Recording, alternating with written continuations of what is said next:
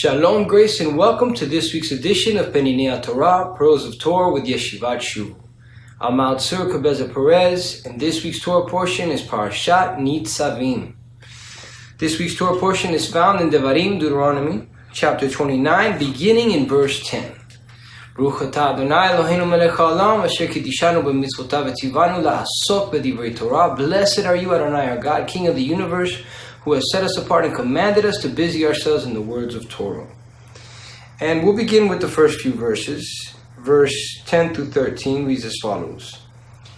All of you stand today before Adonai your Elohim, your leaders and your tribes, and your elders and your officers, all the men of Israel, your little ones and your wives, also the sojourner who is in your camp, from the one who cuts your wood to the one who draws your water, that you may enter into the covenant with Adonai your Elohim and into his oath, which Adonai your Elohim makes with you today, that he may establish you today as a people for himself, and that he may be Elohim to you, just as he has spoken to you, and just as he has sworn to your fathers, Abraham, Yitzchak, and Yaakov.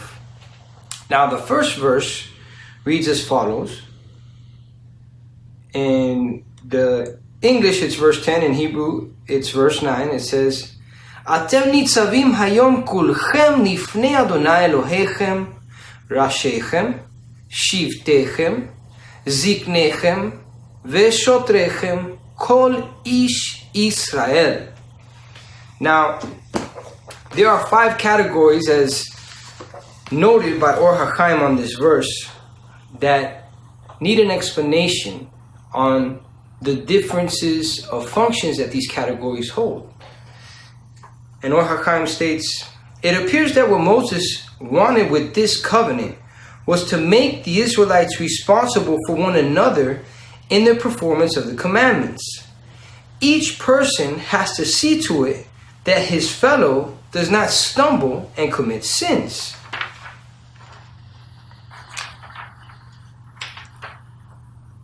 It is clear that the verse speaks of the mutual responsibility of every member of Israel toward one another.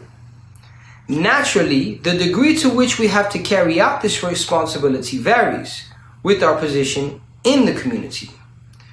Moses added the word kulchem, all of you, to make plain that the mutual responsibility with which he charged each member of the people applied to one and all.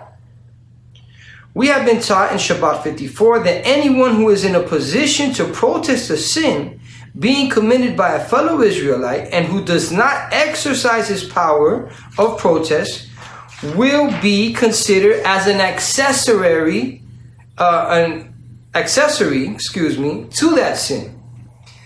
An accessory to that sin. Some people's authority extends to their entire city, whereas others may have authority to do this only within the walls of their own homes. Every Israelite is responsible in the parameter where he can enforce his will. Rashechem, the first category, your heads, refers to the highly placed individuals in society. Such people share in the responsibility of the conduct of the whole nation. Shivtechem, your tribes, refers to the heads of the tribes. Whereas your elders and your law enforcers, Ziknechem Veshotrechem, refers to the heads of households. Finally, Kol Ish Israel, every man of his people possesses some influence over other members of his household. So we have, according to the way that Or HaChaim has categorized it, Rashechem, the heads over all of the nation, Shivtechem, the leaders of the tribes. We have Ziknechem, your elders, and Shotrechem, your officers, and Kol Ish Israel, and every man of Israel. These are 5 categories before the rest of the categories are introduced, but all of Israel is included. Or HaChaim is making the point that the first 5 categories that are introduced are positions of leadership that everyone has some sort of influence where they can use that platform to ensure that they encourage their fellow members not to sin. And we see something similar in the Renewed Covenant, which a lot of believers will be familiar with these 5 categories in the book of Ephesians chapter 4, verse 11 and 12. Reads the following. And he himself gave some to be emissaries, some prophets, some evangelists, and some shepherds and teachers. What is the purpose of all this? For the equipping of those who are set apart for the work of ministry, for the edifying of the body of Messiah. And this is the same idea that is expressed here in this parasha. And it is extended to every single member of the children of Israel so that everyone can ensure that we do our part in our sphere of influence to motivate each other not to fall into sin. This is the concept of Kol Israel Aravin Ze Lazeh. All of Israel is responsible one for the other. We all have to encourage each other, build each other, not for the purpose of condemning each other, but to help each other. And this is the second great commandment. Yeshua said the first great one, he quotes the Shema, meaning love your Father with all your heart, soul, and all your resources. And the second one is love your neighbor as yourself. And if you look and see what Yeshua was quoting from in Leviticus chapter 19, in that context, love means to rebuke your brother so he doesn't sin. Meaning we want each other's best interests, and sometimes that requires tough love. And now, regarding this passage, we see Kedushat Levi says the following. All of you are standing assembled this day in the presence of Adonai your Elohim. The paragraph commencing here with in the presence helps us understand a statement in Rosh Hashanah 34, according to which the blowing of the shofar, as well as the recital of certain blessings in the prayer service, are mandatory on Rosh Hashanah, also known as Yom Teruah.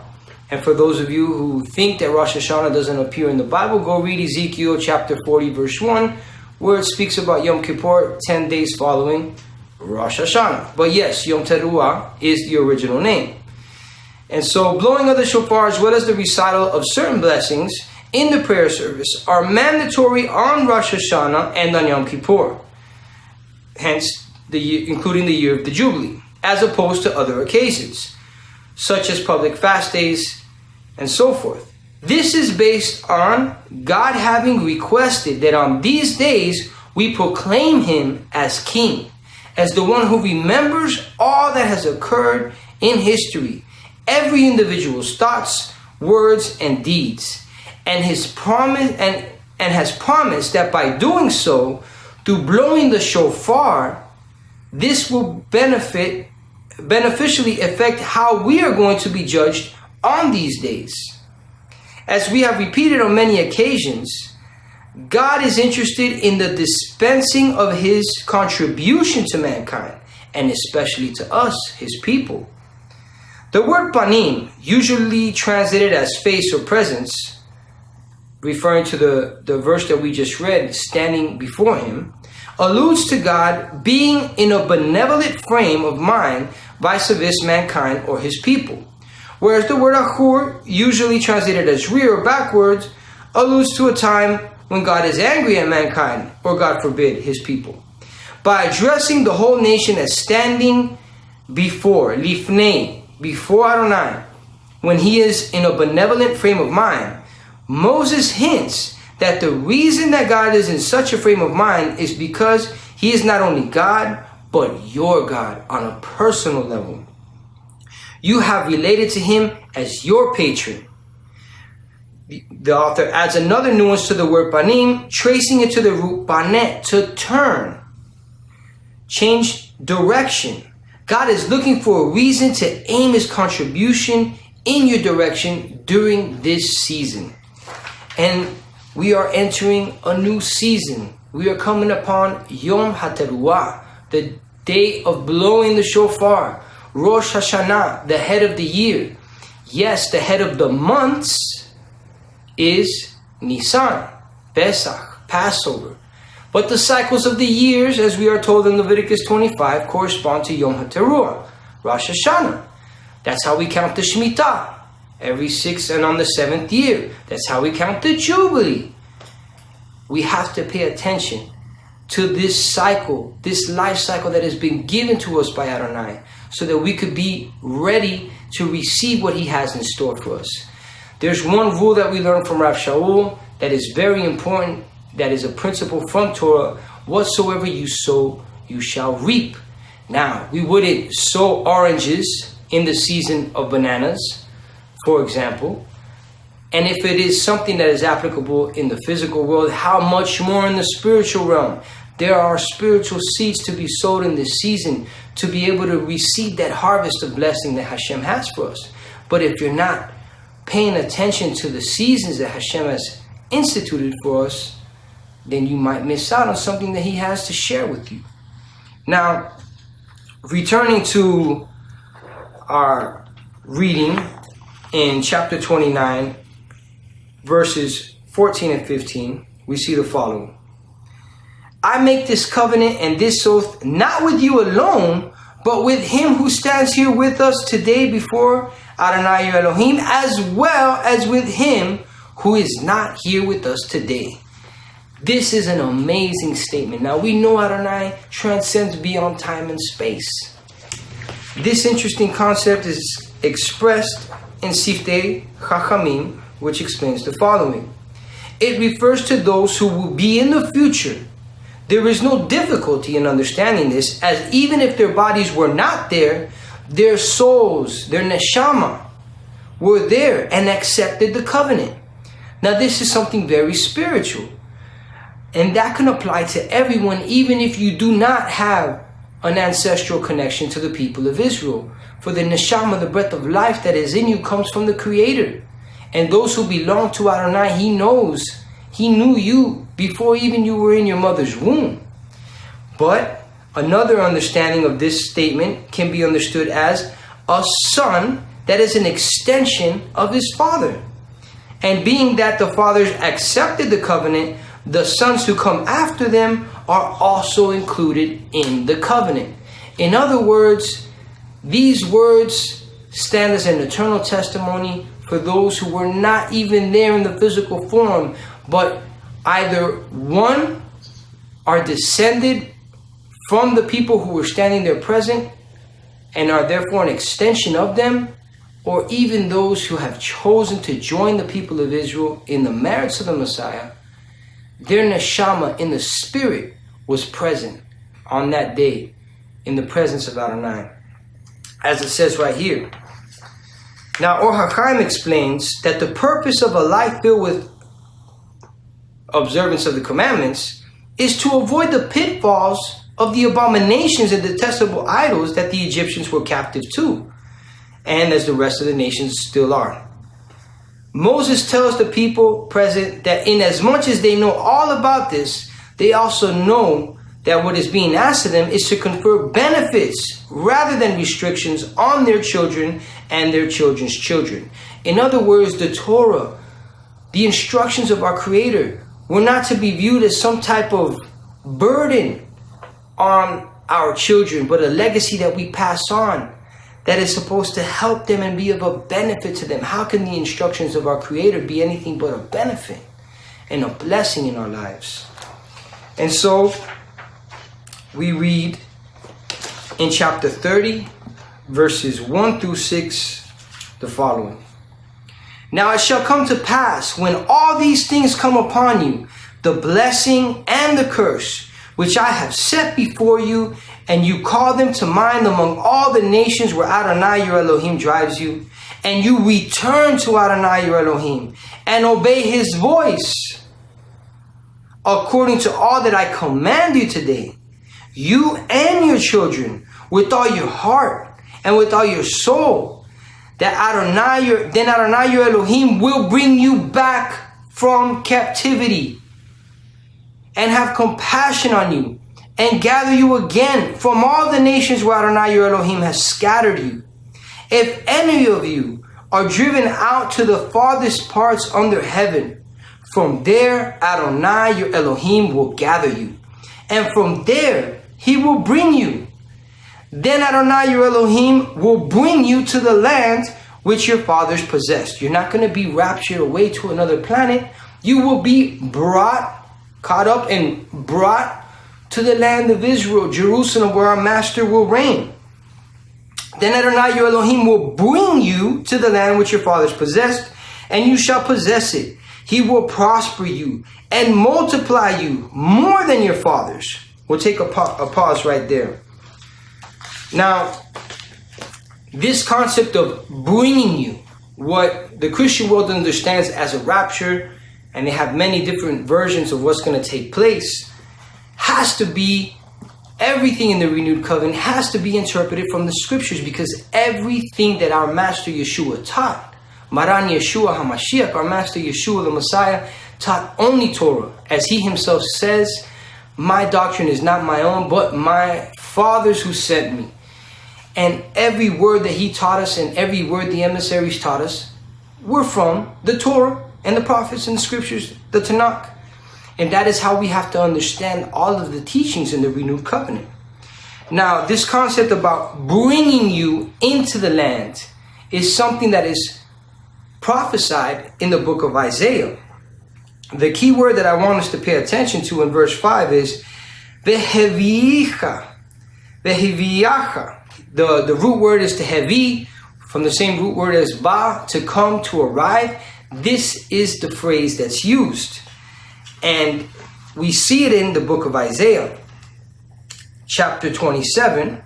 We'll start with the first two verses that reads, in that day Adonai, with his severe sword, great and strong, will punish Leviathan, the fleeing serpent, Leviathan, that twisted serpent, and he will slay the reptile that is in the sea.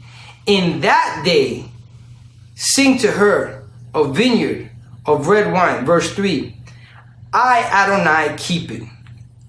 In Hebrew it reads, Ani, Adonai, Notzra, from the same root word as the Netzer. Who is the word of Adonai who keeps his people Israel? It is none other than the Nazarene Yeshua.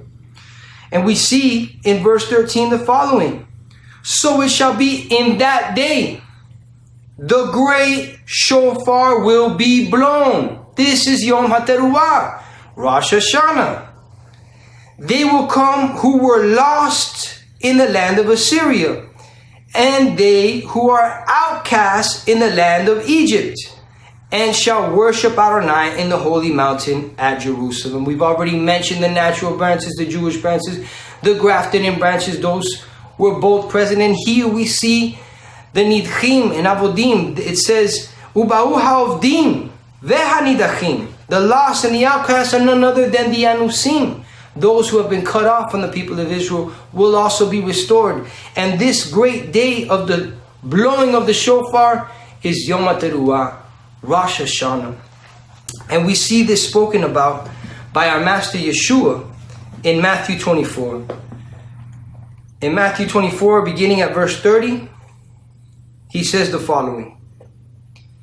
Then the sign of the Son of Man will appear in the heavens, and then all the tribes of the earth will mourn, and they will see the Son of Man coming on the clouds of the heavens with power and great glory. And he will send his angels with the great sound of a shofar, and they will gather together his elect from the four winds, from one end of the heavens to the other. He's talking about Isaiah 27. Now learn this parable from the fig tree. Now learn this parable from the fig tree. When its branches already become tender and puts forth leaves, you know that summer is near. In other words, you know the season. So you also, when you see all these things, know that it is near. You should know the season we're in. Yom Teruah, Rosh Hashanah. At the doors. Verse 34. Assuredly I say to you, this generation will by no means pass away. So all these things take place. That generation that witnesses these great events. Verse 35. The heavens and the earth will pass away, but my words will by no means pass away. So we know the season. Verse 36. But of that day and hour, no one knows, not even the angels of the heavens, but my Father only.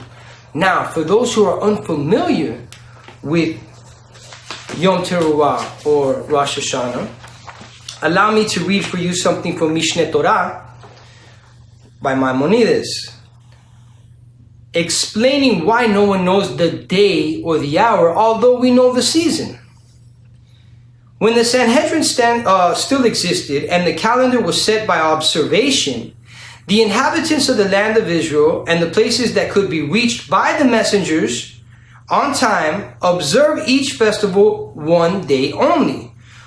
Whereas those who lived in more distant places that could not be reached by the messengers in time observed 2 days because of doubt, since they failed to know which day had been proclaimed for the renewing of the moon by the men of Israel.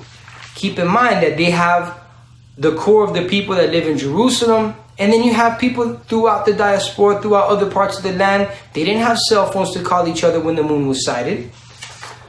Continuing, it says, when the fixing of the month was accomplished by the observation method, the majority of the inhabitants of the land of Israel observed Rosh Hashanah for 2 days, because they were in doubt as to which day had been declared as a new moon, since the messengers could not go forth on the holy day.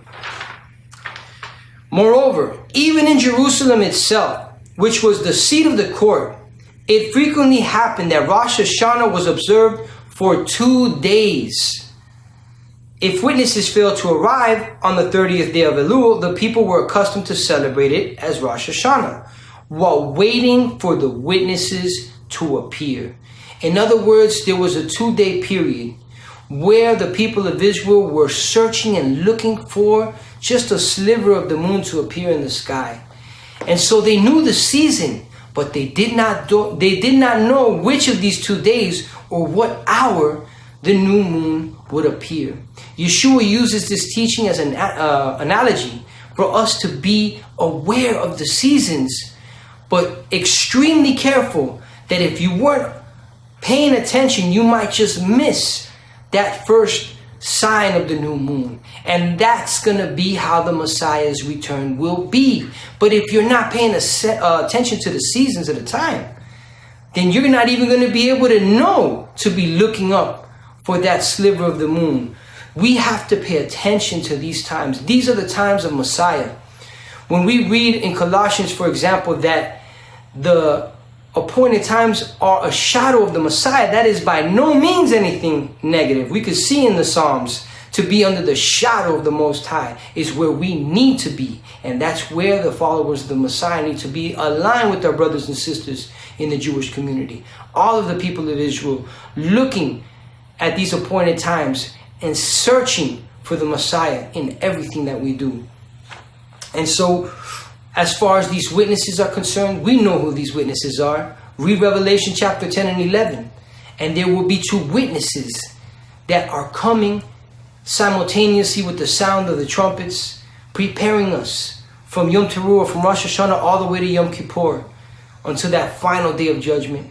And we must be prepared. We must have everything that we need to do taken care of as far as our walk with our Creator, forgiving everyone, asking forgiveness for any wrongs we've done, and preparing for that day, spreading the good news of Messiah, spreading the good news of His Torah, and preparing the people of Israel, both natural and wild branches. And we see, returning to our reading in Matthew, in connection with the words of the Master, at verse 37, the following. But as the days of Noah were, so also will the coming of the Son of Man be. For as in the days before the flood, they were eating and drinking, marrying and giving in marriage, until the day that Noah entered the ark, and did not know until the flood came and took them all away. Who was taken? The people who were taken by the flood. Many people read this in the reverse. And it continues, so also will the coming of the Son of Man be. Then 2 men will be in the field, one will be taken and the other left. 2 women will be grinding, At the mill, one will be taken and the other left. Like it just said in the verse in 39, those who were taken away were the ones taken by the flood. The one who was left behind was Noah, left behind in the land of the living. Verse 42, watch therefore, for you do not know what hour your master is coming. Verse 43, but know this, that if the master of the house had known what hour the thief would come, he would have watched and not allowed his house to be broken into. Therefore, you also be ready for the Son of Man, for his coming at an hour you do not expect. Verse 45, who then is a faithful and wise servant, whom his master made ruler over his household, to give them food in due season? Verse 46, blessed is that servant whom his master, when he comes, will find so doing. Which brings us back to our parasha in chapter 30, where we read in verse 5 and 6. Then Adonai your Elohim will bring you to the land which your fathers possessed, and you shall possess it. He will prosper you and multiply you more than your fathers. And Adonai your Elohim will circumcise your heart and the heart of your descendants, to love Adonai your Elohim with all your heart and with all your soul, that you may live. And that is the coming of the Messiah, the life abundant that we will live in his presence, where he will teach Torah from Jerusalem, from the Holy Land of Israel, to everyone who will hear him. Be prepared for his return. He came on Pesach, on Passover, and he will return one day in the season of Yom HaTeruah, the day of the sounding of the shofar. On one Rosh Hashanah, he will return. Be prepared. Shavua Tov.